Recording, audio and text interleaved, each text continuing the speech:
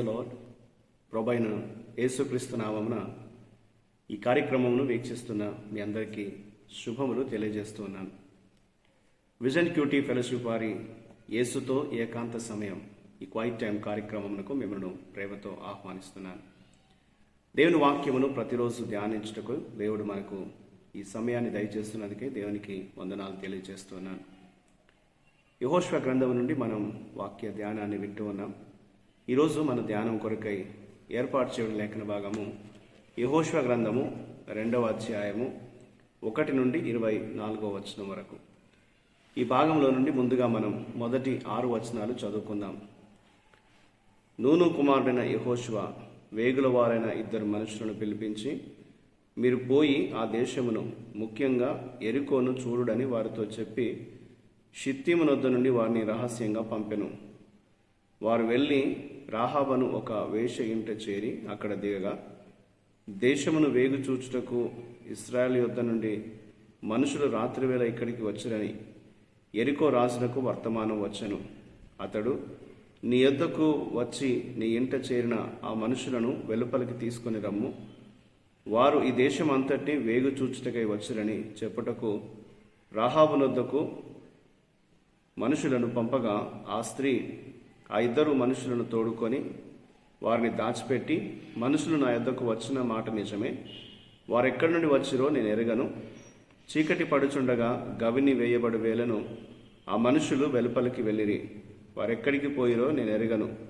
మీరు వారిని శీఘ్రముగా తరిమితిరా, పట్టుకొందురు అని చెప్పి తన మిద్దె మీదికి ఆ 2 ఎక్కించి దాని మీద రాసి వేసి ఉన్న జనుప కట్టెలో వారిని దాచిపెట్టెను. ఈనాటి లేఖన భాగం ఆధారంగా మనం ఏర్పాటు చేసుకున్న అంశం ఏదనగా రాహాబ్ యొక్క ధైర్యము మరియు ఎరుపు రంగు దారము.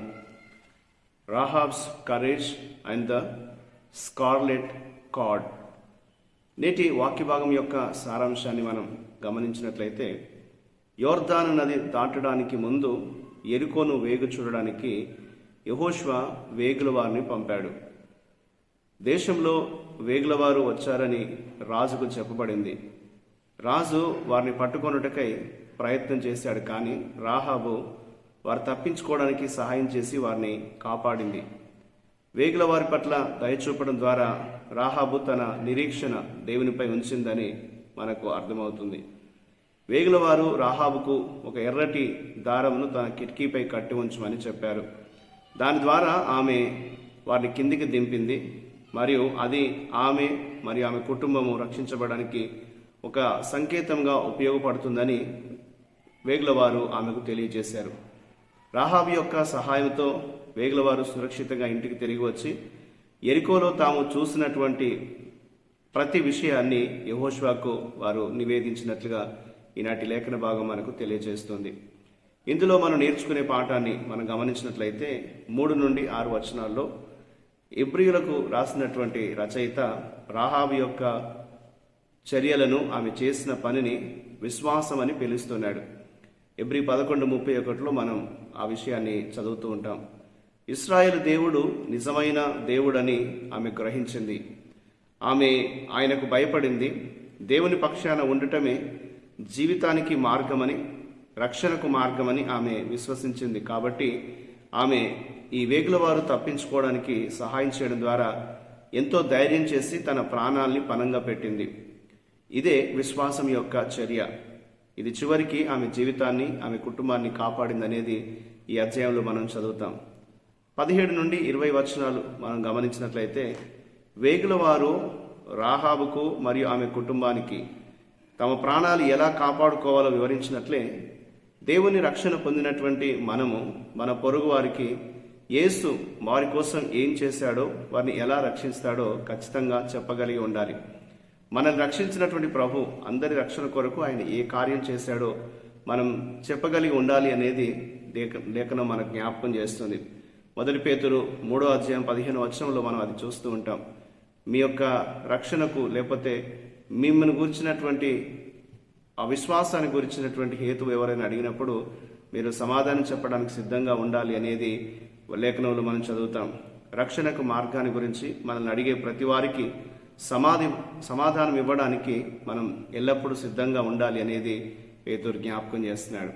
కాబట్టి ఈ రోజున మనందరం కూడా మనం క్రీస్తునందు విశ్వాసం ఉంచి రక్షించబడి దేవుల్లో జీవిస్తున్నటువంటి మన జీవితాలు ఇతరులకు రక్షణ మార్గాన్ని తెలియచేసేటువంటి జీవితాలుగా ఉండటం ఎంతో మంచిది అనేది దేవుని వాక్యం మనకు జ్ఞాపకం చేస్తుంది. కాబట్టి మన అనుదిన జీవితంలో మనకి ఎవరైతే ప్రశ్న వేస్తారో వారందరికీ కూడా సమాధానం ఇవ్వడానికి సిద్ధంగా ఉండాలి. మన రక్షణ మార్గాన్ని అందరికీ మనం తెలియచేయాలనేది దేవుడు మనకు ఈ లేఖనం ద్వారా జ్ఞాపకం చేస్తుంటున్నాడు. రాహాబు దేవుని యందు విశ్వాసం ఉంచింది, తన కుటుంబాన్ని తన ప్రాణాన్ని కాపాడుకోగలిగింది. అలాగే వేగుల వారి ప్రాణాన్ని కూడా ధైర్యం చేసి ఆమె కాపాడింది. కాబట్టి దేవుని పట్ల విశ్వాసం ఉంచడం ద్వారా మాత్రమే రాహాబు ఈ పని చేయగలిగింది అనేది మనకి ఈ వాక్యం చదువుతున్నప్పుడు అర్థమవుతుంది. కాబట్టి మనం కూడా దేవుని యందు విశ్వాసం ఉంచినప్పుడు మనం కాపాడబడతాం. మనం ఇతరుల రక్షణ కొరకు కూడా ఎంతో స్థిరంగా నిలవగలిగి పని చేయగలుగుతాం అనేది బైబిల్ మనకు జ్ఞాపకం చేస్తుంది. కాబట్టి ఆ రీతిగా దేవుడు మన జీవితాల్ని ఆయన మహిమ కొరకు వాడుకున్నట్లుగా దేవుని సహాయాన్ని కోరుతూ మనం ప్రార్థన చేద్దాం. మా ప్రియ పరలోకపు తండ్రి, మీ కృపను బట్టి మమ్మల్ని రక్షించావని వందనాలు ప్రభా. మేము ఎల్లప్పుడూ మీ పక్షాన్ని నిలబడడానికి విశ్వాసం ద్వారా మంచి పోరాడడానికి మాకు సహాయం చేయండి. ధైర్యంగా మీ కొరకు జీవించే కృప మాకు దయచేయమని, మీ కృపతో మమ్మల్ని నడిపించమని యేసుక్రీస్తు నామమున ప్రార్థిస్తున్నాను తండ్రి, ఆమేన్. ప్రియులారా, మీరు సమయం తీసుకొని ఈ యొక్క వాక్య ధ్యానం విన్నందుకు మీ అందరికీ ప్రత్యేకమైన వందనాలు తెలియజేస్తున్నాను. ప్రతిరోజు మీకు అందించబడుతున్న ఈ అనుదిన ధ్యానాలు, ఈ డైలీ రిఫ్లెక్షన్స్ మీకు మేలుకరంగా ఆశీర్వాదకరంగా ఉన్నట్లయితే మీ యొక్క అనుభవాల్ని మాతో పంచుకోవాలని కోరుతూ ఉంటున్నాను. దేవుని కృప మనందరికీ ఎల్లప్పుడూ తోడై ఉండి కాపాడునుగాక. ఆమేన్.